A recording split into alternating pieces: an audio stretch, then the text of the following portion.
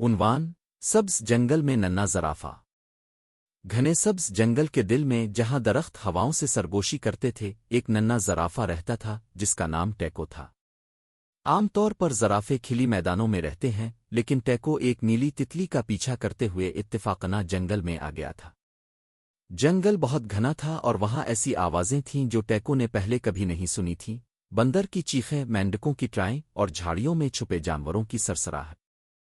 ابتدا میں وہ ڈر گیا کیونکہ درخت اتنے اونچے اور پتوں سے بھرے تھے کہ آسمان نظر نہیں آتا تھا، لیکن جلد ہی اسے اندازہ ہوا کہ یہ جگہ جادوئی ہے۔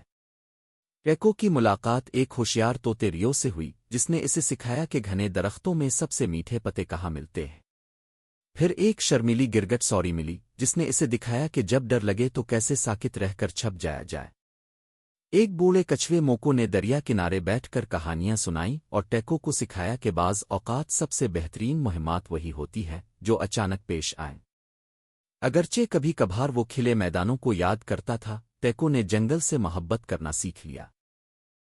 وہ ہر دن تھوڑا سا زیادہ بہادر بن جاتا، اپنی لمبی گردن بیلوں کے بیچ نکال کر نئے دوستوں کے ساتھ ہنستے ہوئے۔